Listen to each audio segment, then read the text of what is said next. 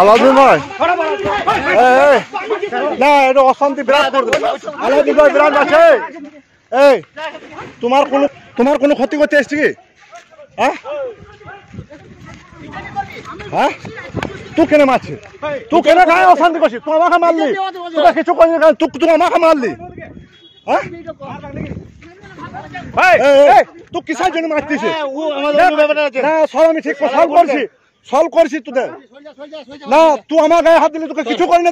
তুমি আমার গায়ে হাত দিলে কিসের লিখি? আমি কারোর গায়ে হাত দিয়েছি না? পুলিশ রয়েছে আমাদের, আমরা মিটিং মিছিল করতে পারবো। আমরা মিটিং মিছিল করতে পারবো না? তো অশান্তি কেন আমার লোক দিকে মারছে? কারা করেছে? হ্যাঁ, এই যে লোক মারছে, এই যে কিসের জন্য মারছে? হ্যাঁ আসছে, কমপ্লেন হবে, মারামারি করছে। যে পাণ্ডবেশ্বরে যারা গীতা, রামায়ণ, তুলসী গাছ বিতরণ করে তাদের উপর কি ভাবে অত্যাচার হয়, এটা সারা বাংলার মানুষ আজকে কিন্তু দেখলো। করুন না ভাই, তুলসী গাছ বিতরণ করুন, গীতা বিতরণ করুন, একদম কে মানা করছে?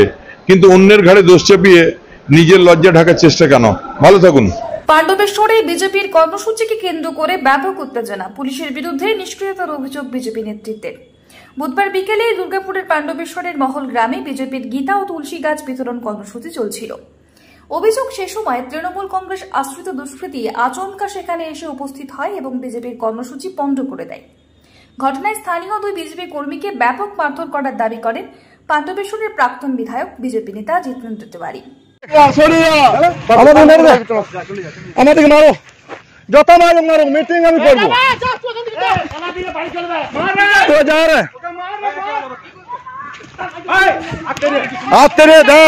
বিরাট ক্ষতি করছিস, বিরাট ক্ষতি করছিস, আর বিরাট ক্ষতি হবে। তোকে বললাম বিরাট অশান্তি হবে। আমি এখানে মরে যাবো, তা আমি মিটিং করবো। তোমরা মন্দিরে ঝগড়া করতে আমার আসি নাই। তোমরা মন্দিরের তত্ত্ব তোমরা ঝগড়া করছো, আমি মন্দিরের তত্ত্ব ঝগড়া করি নাই। আমরা মন্দিরের পাশে দাঁড়িয়ে আছি, তোমরা রাজনীতি করছো। আমার আমি মিটিং করাবো, তারপরে ঘর যাবো। আজ আমাকে যা মারো আসে মারো, আমাকে যা মারো আসে মারো, আমি মিটিং করবো। আবার তুই মারবি তো মার, মার রে,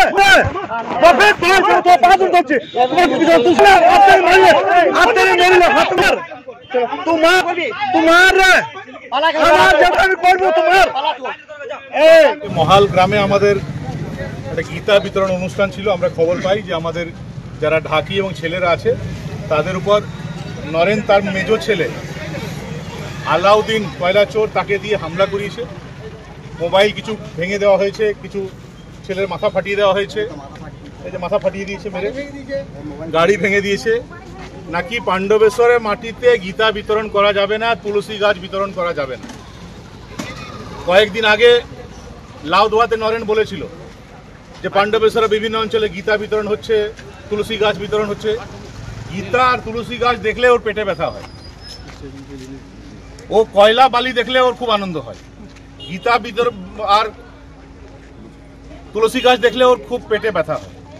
তো আমি নরেনকে বলি যে ভাই, ওই আলাউদ্দিনকে কেন পাঠাচ্ছ? ক্ষমতা থাকলে তুমি নিজে এসে ভাই বাধা দাও না। আর যে বাধা দিচ্ছ, পাণ্ডবেশ্বরের মানুষ সব দেখছে। আমরা তো আইন মানা লোক, আমরা তো তোমার মতন হামলা টামলা করতে পারবো না। আমরা আইনের শরণাপন্নই হব। আইনের রক্ষক যারা, তারা যদি আইন প্রতিষ্ঠা করে ভালো, না করলে সেটা আইনের রাস্তাতে দেখতে হবে। আমরা আইন নিজের হাতে তুলে নিতে পারি না। কিন্তু নরেনকে বলি যে মানুষ সব দেখছে, পাণ্ডবেশ্বরের মানুষ সব দেখছে। এবং আজকে এই অনুষ্ঠানটা যদি আমাদের শান্তিপূর্ণভাবে হয়ে যেত, কেউ হয়তো জানতেই পারতো না।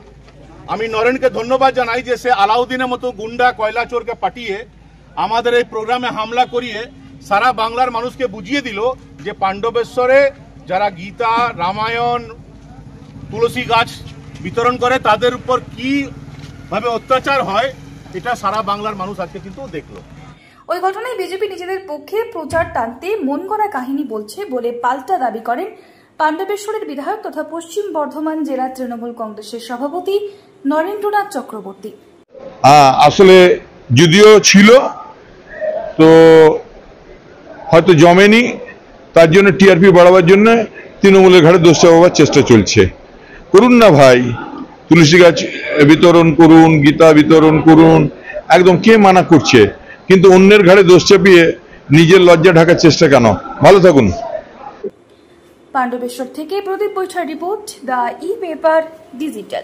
DSMS, a premier management college in Durgapur. Admission open for hotel management, hospital management, tourism management, BBA, BCA and nursing. Excellent training and placement assistance. Join now. DSMS, gateway to success.